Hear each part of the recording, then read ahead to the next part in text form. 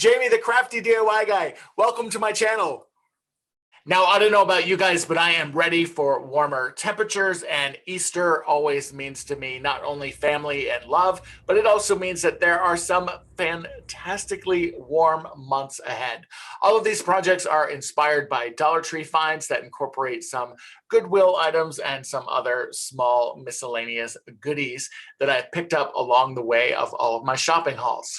And of course, before we get into those DIYs, I have to say thank you to all of my subscribers. I mean that from the bottom of my heart, from the very first subscriber to the current subscriber and even my newer subscribers. If you are brand new to the channel, definitely consider hanging out with us. Subscribe and hit that bell notification. It's somewhere on this screen or down below. I still can't figure out where the bell is. And if YouTube happened to recommend this video to you, thank you so much, YouTube. And let's get started. All right, everyone, and for project number one, I'm going to be using this glass vase that I grabbed from Goodwill. I'm going to add some of these moss rocks from Dollar Tree on the inside. I'm going to make sure that those are nice and flat, or as flat as rocks can be. And then I'm going to add these Easter egg ornaments on the inside. These are super cute. I'm going to use them as vase filler. They work really good on wreaths or on an Easter tree. I'm going to add 2 packages into my vase. Go ahead and adjust your Easter egg needs based on your wreath. Now for this wood circle, because you will see it and it's going to rest kind of on top of this, I am going to paint this. So I'm going to use my Arteza acrylic paint, and I am just going to paint this on both sides. And I'm going to also make sure that the sides of that wood circle are painted. I took out my heat gun and just made sure that my paint was nice and dry, and then I added it back inside of my cylinder, kind of like so.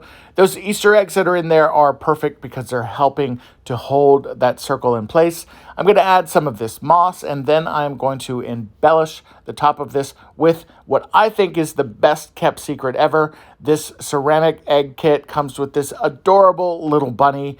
You don't even have to paint it. Just add it into your tier trays or into your thing that I'm making here, and it is such a cute Easter embellishment. I added a candle that is in its own votive. It is nice and secure. You could certainly add a battery operated candle if you'd like, and embellished it with another styrofoam Easter egg. Now, before I show you what this all looks like styled, I'm actually going to make one more really quick project. So I have these Easter pics of these Easter eggs, and there are 3 different sizes here, and I have this little basket that is left over from a project that I made in a previous video. All I did was take one of those plastic succulent pots and wrap it in twine with some glue. I'm going to add some rocks down in the bottom of it, some like Dollar Tree legit rocks. And then I'm going to add some of these moss rocks in there as well. And we're going to be building a little topiary with these. As you can see, I'm going in with some of my moss and just kind of filling in some of the sides here. I didn't have any pool noodles or floral foam or anything like that to be able to kind of stuff the planter with, so I improvised, and I think it turned out just fine.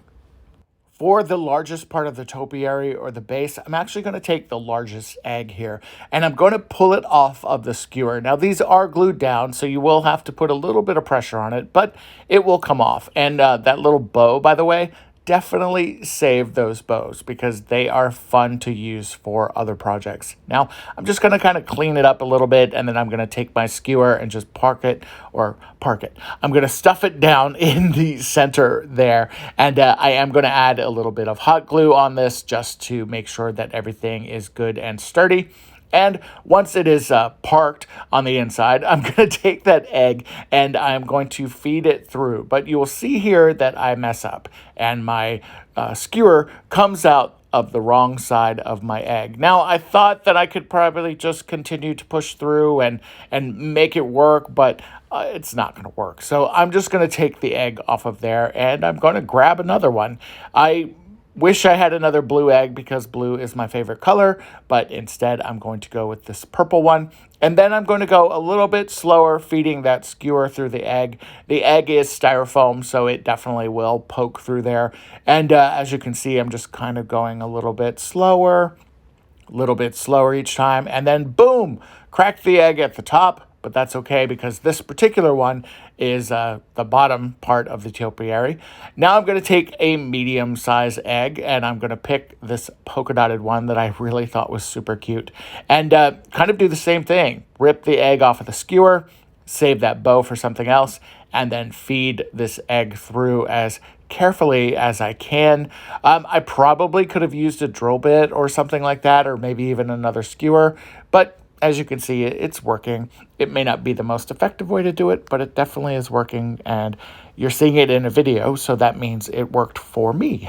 Now I'm going to take the smaller egg, or the smallest egg, and repeat the same process. Now I will go ahead and trim off this skewer. I only want 3 eggs on my topiary. If you wanted to make a much taller one, you could definitely continue to use a longer skewer and add more eggs to it. For this particular one, because I cut that skewer just a little bit too short, I am going to add some hot glue onto the edge of it there. And then I'm going to take my egg and just stick it right on top of my topiary, which kind of finishes it off. And I think it looks super, super cute the way it is, but I am going to go back in and add one of those bows that was left over from the eggs. And I'm going to give it a little bit of a haircut here and just kind of trim away some of that moss also.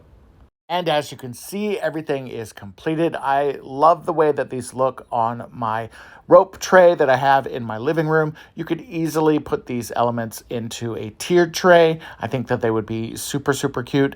By the way, that egg that you see, that is also made with Arteza's acrylic pour paint, and that is in a previous video that I will link below for you. All right, everyone, and for the next project, we're going to be using one of these wreath rings. They come in a 2-pack from Dollar Tree.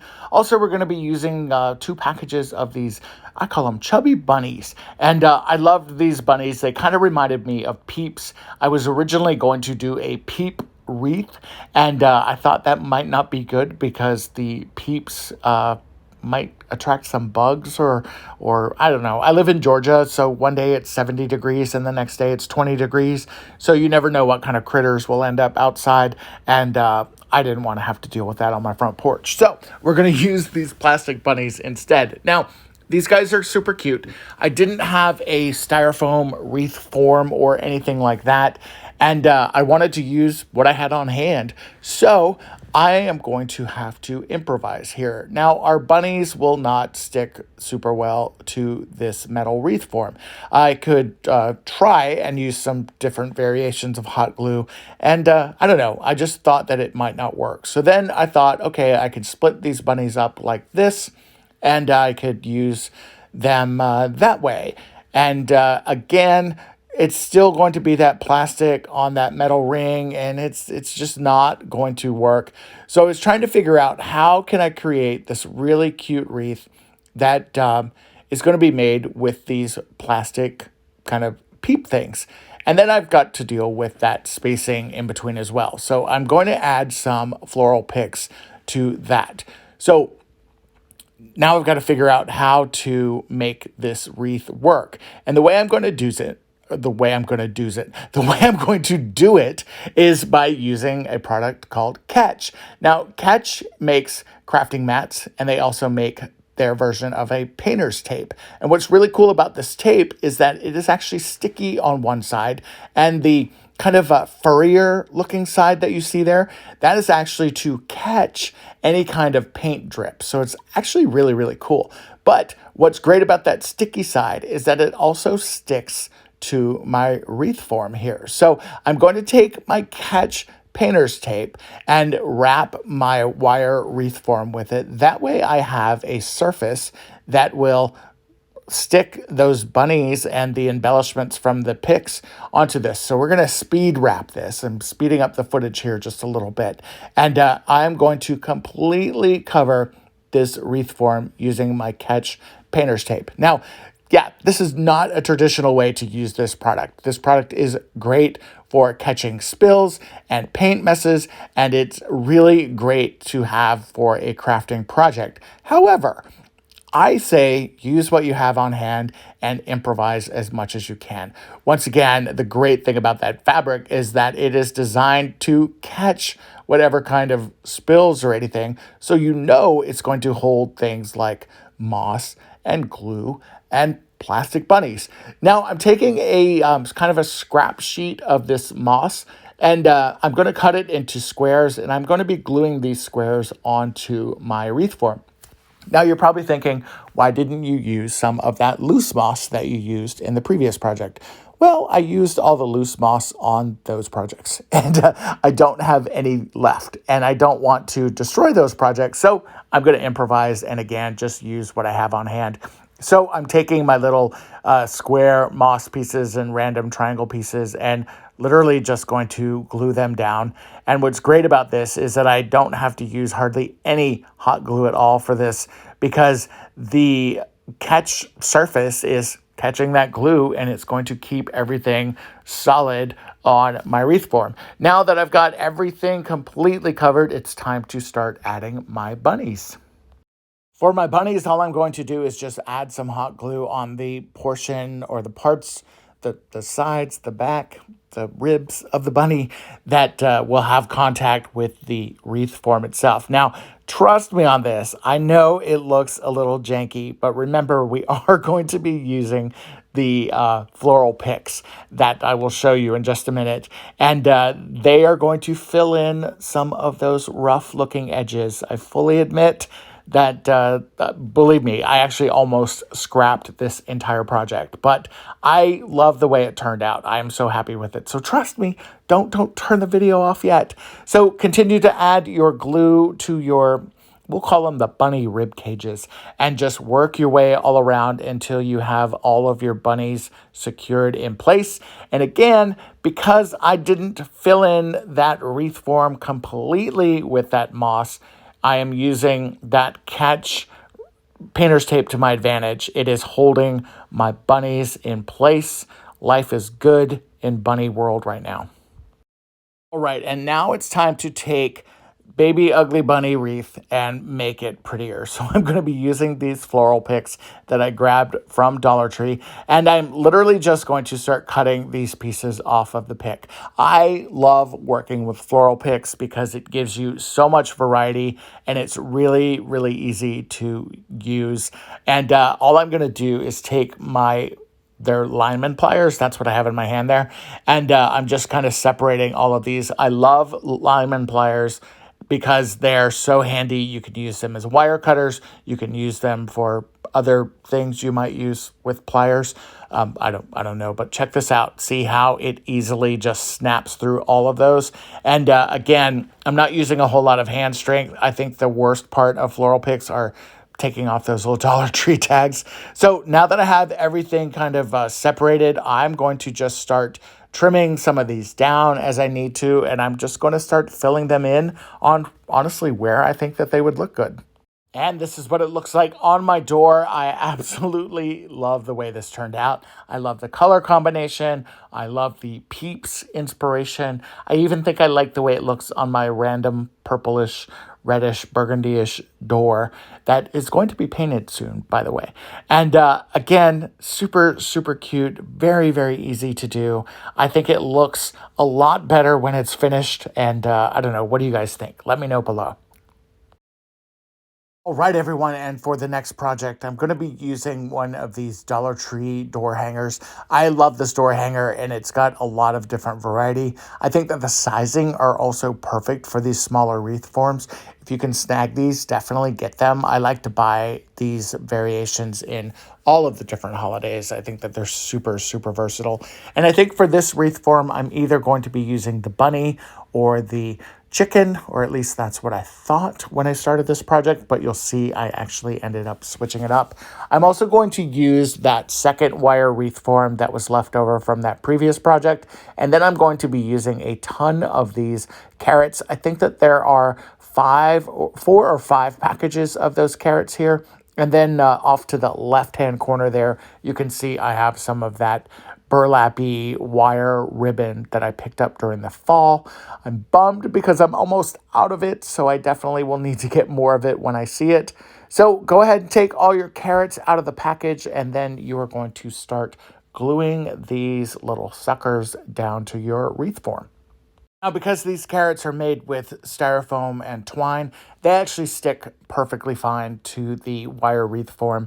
The hot glue with the combination of the twine and the styrofoam, it works out good. So you're just going to continue working your way all the way around the wreath until you have a wreath form that is covered in carrots. Once everything was solid, it was time to go ahead and add my embellishment.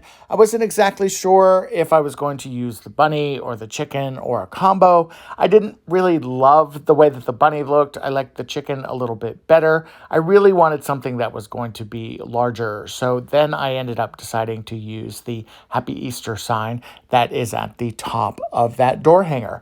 Now, what's really cool about that door hanger is even though it has that hook at the top or that little hole, you know, where you hang the door hanger on the door, I'm able to trim that away really easily with just a pair of scissors because this door hanger is kind of made out of cardboard.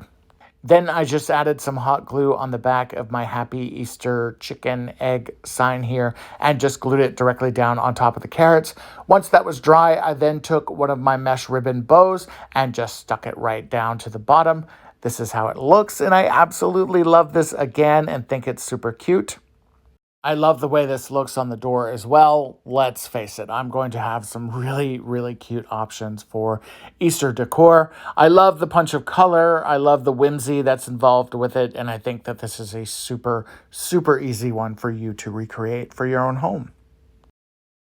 You've probably figured out that this video is a lot of wreaths, and I don't know, I was just in the mood. Now, I had this wire welcome wreath form that you can find at Dollar Tree, and then I had this wisteria branch, I think that's what it is, and I am going to go ahead and use some of my famous mesh ribbon. I'm almost out of my mesh ribbon, and so the first thing I'm going to do is go ahead and cut those tags off.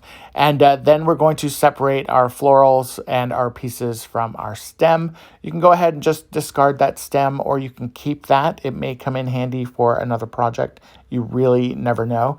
And then for the florals themselves, I thought that I would just kind of wrap that welcome sign, but I don't want it to cover up the welcome word. I do want to be able to see that. So I am going to just trim this down. I happen to just have the wire cutters or my Lineman Pliers handy, so I used that. A pair of scissors would have worked just fine as well, but I didn't put them back in the caddy like they're supposed to be, so I didn't know where they were. And now for this one, you can't really, I guess you probably could try and use hot glue, but I wanted to make sure that this would stay on better. So I'm just going to use some of this twine that I have left over. It's kind of a light, kind of almost like a white color, and I think it's going to blend in really well. The great thing about this too is that you're not going to have to use a whole lot of this.